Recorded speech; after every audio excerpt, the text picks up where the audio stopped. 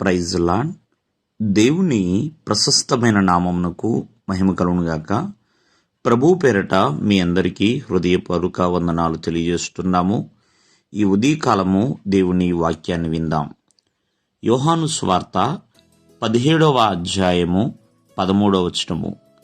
ఇప్పుడు నేను నీ యొద్దకు వచ్చుచున్నాను, నా సంతోషము వారి యందు పరిపూర్ణమగునట్లు లోకమందు ఈ మాట చెప్పుచున్నాను.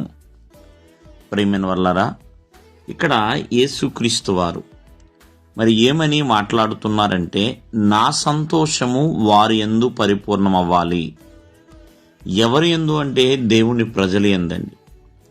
ఆ దేవాది దేవుని యొక్క సంతోషము అంటే, ఈ రోజున మనిషి జీవితంలో సంతోషం అనేది చాలా విధములుగా ఉంటుంది.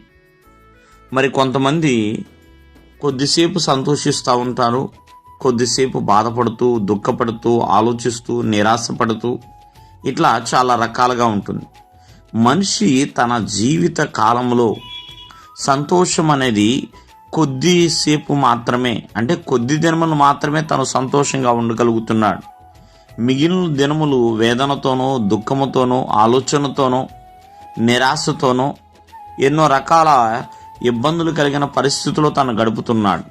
కానీ దేవుడు చెప్తున్నాడు, నా సంతోషము వారి యందు పరిపూర్ణమగునట్లు నేను లోకమందు ఈ మాట ఇచ్చి చెప్పుచున్నాను అన్నట్లుగా.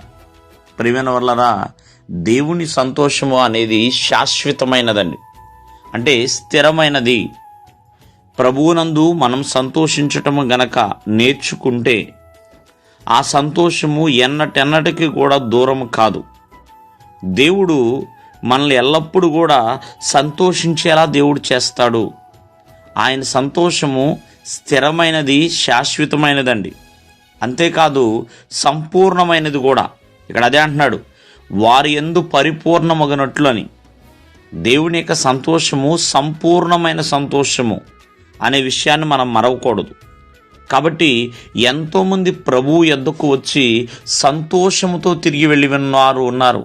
చూడండి, యేసుక్రీస్తు వారు ఈ లోకములో జీవించుచున్న కాలంలో ఆయన దగ్గరకు వచ్చిన ప్రతి ఒక్కరూ సంతోషిస్తూ తిరిగి వెళ్ళినాళ్లే తప్ప ఎవరు కూడా బాధపడుతూ వెళ్ళలేదండి.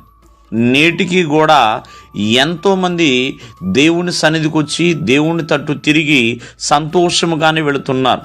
కాబట్టి ఈ రోజున దేవుని యందలి సంతోషము మనకి కావాలి అంటే ప్రభు యొద్దకు రావాలి.